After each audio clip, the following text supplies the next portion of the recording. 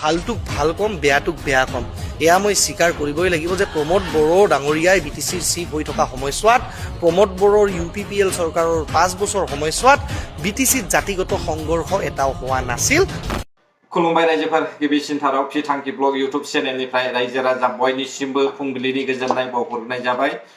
रायजोफोर दिनैबो जोङो सावरायनो आखायाव लादों नैबे BPFनि CM आरो टार्मिनेल पावार प्रजेक्ट बे मोननैखौ रुजुनानैहाय जोङो दिनै ट्राइबेल सुरासा मन्चनि आफादगिरि मावथिफोर यानिकि दावराव देख्रेब आयं बिथांमोननि सायाव जों सावरायनो दिनैनि समावहाय आङो भिडिअखौ लानानै फैनाय जादों।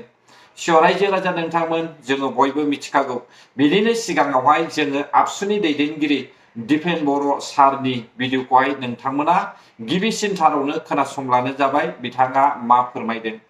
फैनायनि उनाव बे एकर्डआ मोजां जाबाय। बे एकर्डआव 1500 कोटी थाखा दङ। बे एकर्डआव सीमा बारायनायनि खोथा दङ। बे एकर्डआव 60टा समष्टि बारायनायनि खोथा दङ। बे एकर्डआव भारत सरकारनिफ्राय डाइरेक्ट फाइनान्स फैनायनि खोथा दङ। बे एकर्डआव बर' कसारी काउन्सिलनि पूर्णांग मर्यादानि खोथा दङ। दानायनि खोथा दङ। ST हिलनि खोथा दङ। स्कुल प्रभिन्सियेलाइजनि खोथा दङ। तारमाने बे एकर्डआ मोजां। 5 बोसोराव मानो गाज्रि जाखो? 5 बोसोराव मानो गाज्रि जाखो? जोङो दुखु मोनो बेफोरखौ राजनिति खालामनायनि टाइम गैया दायो। दा बेखायनो मानगोनां रायजो राजा नोंथांमोन आं रावखौबो रायनो नागिराखै, रावखौबो आसि थुनो नागिराखै।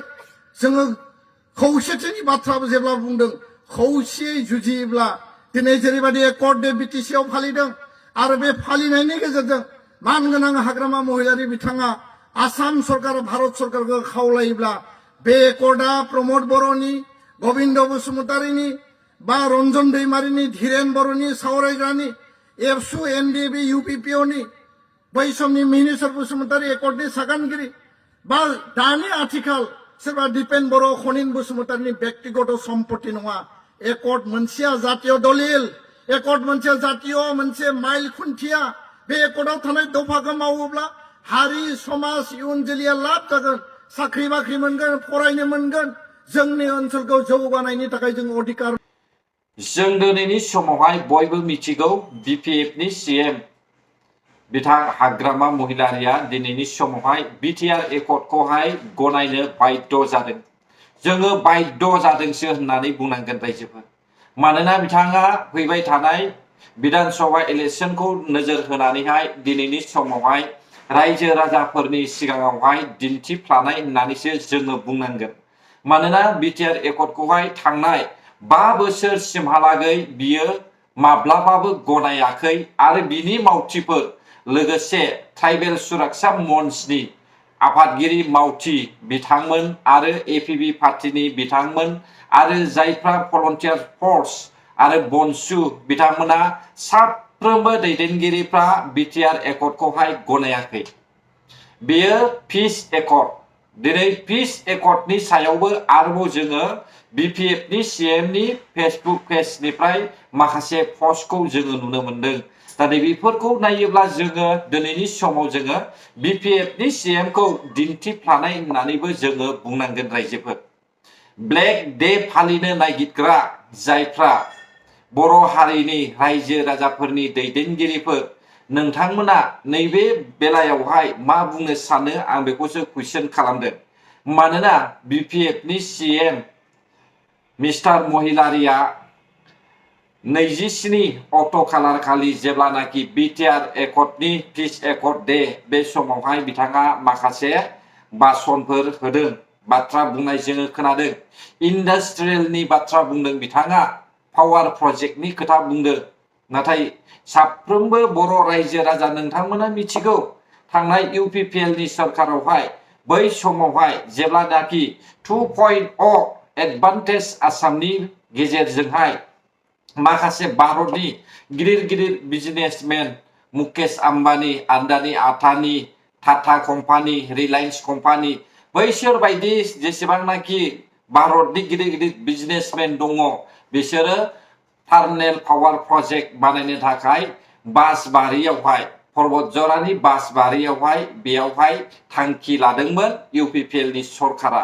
नाथाय बे समावहाय ट्राइबेल सुरक्षा मन्चनि मावथि, भलन्टियार्स फर्सनि मावथि, APB पार्टीनि मावथि बनसुनि मावथि आरो BPFनि मावथिफ्रा बेखौहाय गोबांथार रायजो राजाफोरनि सिगाङावहाय बिथांमोना खोमायाव सोनानै होदों। गेस सोमजिनानैहाय उन्दुगासिनो थैलाङो होननानैहाय जोङो खोनानो मोननाय नुदोंमोन रायजोफोर। नाथाय दिनै जोङो खोनानो मोनबाय जोंनि बर' हारिनि थाखाय कारेन्टनि आंखाल। दा कारेन्टआ थोआ जायैनि थाखाय दिनैनि समावहाय जोङो BPFनि CMनि खुगानिफ्राय खोनाबाय पावार प्रजेक्टनि बाथ्रा। अब्ला रायजोफोर जाय बिजनेसमेनखौ दिनै बर' रायजो राजा ट्राइबेल हारिनि बर' ट्राइबेल्सफ्रा मान सन्मान गैयै खालामबाय, गो बेक होनबाय, नंगौना नङा? आरो बेयावहाय जोंनि बर'निनो माखासे लिडार्सफ्रा सासे सादारन सुबुंखौहाय पेट्रल लुनानै सावनानै लानायसिमहालागै थांबायमोन रायजो राजा नोंथांमोन। दा नैबेफोरखौ जोङो सिन्था खालामनानै नायोब्ला दिनैनि समावहाय BPFनि CMआ बे बाथ्राखौ बुंनो समाया। रायजोफोर दिपेन बर' सारा क्लियारलि बुंखाबाय, जों बयबो मिथिखागौ बिटिआर एकर्डआ मोनसे इउनियन टेरिटरियेल बायदि जोङो बेखौहाय बुंनानै लानांगोन। मानोना इउनियन टेरिटरिया जेरै गाव हारसिंनो खुंथाय थायो बेफोरबायदिनो बिटिआर एकर्डआबो जादोंमोन। नाथाय बे बिटिआर एकर्डखौहाय जोंनि बर' रायजो राजाफोर आरो दैदेनगिरिफ्रा साफ्रोमबो सापर्ट खालामैनि थाखाय बे बिटिआर एकर्डआ आसाम गभर्नमेन्ट आरो भारत सरकारजोंहाय नायसनजायाखै, यानिखि खामानिया कमप्लिट मावफुंनानै होजायाखै। जेराव 1500 कौटि थाखा दङ, सानजाहा सिमा बारायनायनि खामानि दङ आरो बेजों लोगोसे एनडेबिफोरनि रेहाय आरो एनडेबिफोरखौहाय सिगां BPFनि समाव जेलाव जोबनायनि समावनो बिसोरो जायफ्रा कनभिक्टेड जानानै थाखानायमोन बैसोरखौ बख'नायनि माखासे खामानिया मावनांगौ दङमोन। बेखौहाय BPFनि सापर्टार्स आरो BPFनि दैदेनगिरिफ्रा आरो भलन्टियार्स फर्सनि जायफ्रा मावथिफोर, स्पेसियेलि जोङो बुंनांगोन ना SK आबौ, नोंथांमोना गोसोआव लादो SK आबौआ सोर।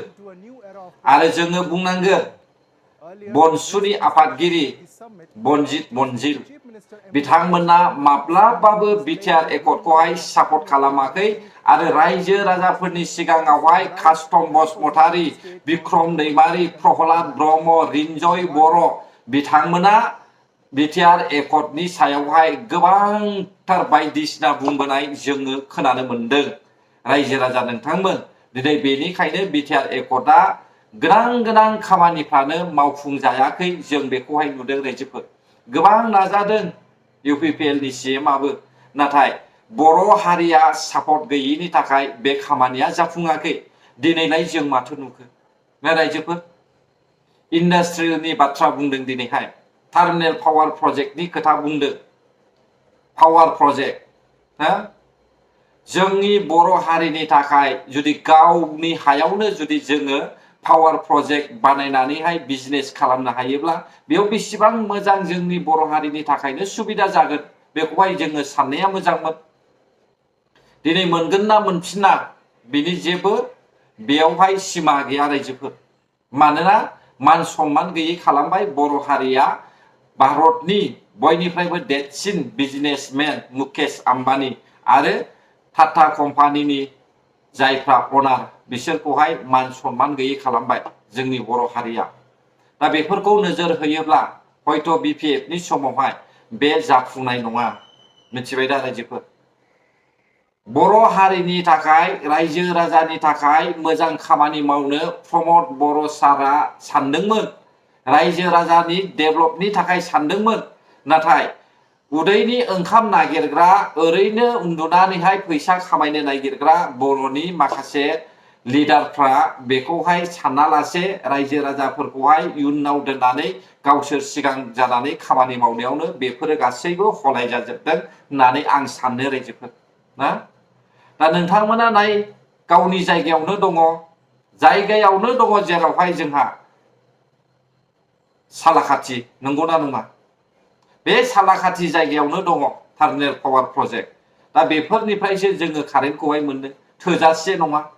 दा बेफोरखौ नोजोर बोनानै UPPLनि CMआ खामानि मावनो नागिरदोंमोन। आरो बेल' नङा, गोबां एक्टिभिटिसफोर दङमोन बेयावहाय 2.0 भारतनि आसामनि एडभान्टेज 2.0 बेजों लोगोसे रेल कच फेक्ट्रि बेखौबोथ' मावगासिनो दङ रेल लामा बेखौबोथ' मावनायनि लाहार फाहाराव दङ आसाम माला बेखौबोथ' मावगासिनो दङ दा बेनिखायनो रायजो राजा नोंथांमोन जों माब्लाबाबो उन सिगां सानालासे सा साज्रां साननानै गावनि हारिखौहाय उनाव दोननाया मोजां नङा सोरबा लिडारा नोंखौहाय गाज्रि खोथा बुंनानैहाय नोंखौ फिदिंनो हागौ नाथाय नों साननो रोंनांगोन नङाब्ला माब्लाबाबो हारिया जौगाया आं दिनै स्पेसियेलि दावराव देख्रेब आयंमोनखौ बुङो सानसुमा खुंगुर आबौमोनखौ बुङो प्रमेला रानि आबैखौ बुङो मुनमुन ब्रह्म मेडामखौ बुङो आरो आङो एपिबि पार्टिनि अनजालि दैमारि मेडाम आरो बनजित मनजिल बनसुनि नोंथांमोनखौ आं सिदा खोथा बुङो दिनैनि समावहाय दा नोंथांमोना बिपिएफनि सिएमनि बुंनाय रावखौ खोनानानै लाजिदोंना लाजियाखै हा लाजिदोंना लाजियाखै नोंथांमोना नोंसोरो हारिनि थाखाय मावनो ओंखारदों ना हारिखौहाय आनडेभेलप खालामनो थाखाय ओंखारदों बेखौसो आं नोंथांमोनाव कुइसन खालामो रायजोफोर दिनै जों ओरैबायदि दुखुनांथाव होननानै बुंनांगोन बे पावार प्रजेक्टखौहाय जोङो बिनि अनगा गुबुन प्रजेक्ट जों मोनबावगोन नामा मोनगोनखौथ' आं नुहुराखै मानोना जोंनि सारा भारतआवनो बयनिफ्रायबो देरसिन बिजनेसमेनफ्रा बिसोरनो दा मिन्थिखानानैबो जुदि बेफोरखौहाय जोङो जोगारोब्ला अब्ला जों माबोरै डेभेलप जानो जोंहा गाव खुंथाय गावहानो रां आरजिनो हानाय खाबुआनो गैया मोनसेबो इन्डास्ट्रियेल गैया मोनसेबो कम्पानि गैया मोनसेबो जोंहा इनफ्रास्ट्राक्चारफ्रानो साक्सेसफुल नङा अब्ला रायजो राजा नोंथांमोन जाय सरकारा रायजोनि थाखाय मोजां खामानि मावनो नागिरदों बे सरकारखौ रायजो राजाया गाज्रि मोनो आरो आं सिदा बुङो दिनैनि समाव बिपिएफनि सिएमआ रन्जन दैमारि सारनि खोथा बुंदों बख'नायनि बाथ्रा नाथाय बाथ्राया बेसेबां सैथो नोंथांमोना नायला हयथ' बिथाङा नोंथांमोननि सिगाङाव रायजो राजानि सिगाङावहाय बे खोथाखौ बुंदों जानो हागौ फैबाय थानाय बिधान सभा इलेक्सनाव जाहाथे खाबु मोनो मिथिबाय दा रायजोफोर नायलांबाय था नोंथांमोना आंनि बुंनाया गोरोन्थि जादोंब्ला आंखौ निमाहा हो आरो जुदि नोंथांमोना बुंनायखौ मोजां मोनदोंब्ला हायोब्ला like share comment and subscribe खालामनानै हो आंनि भिडिअखौहाय गोजोन्थों बर' हारि जै जाथों जै बर' हारिनि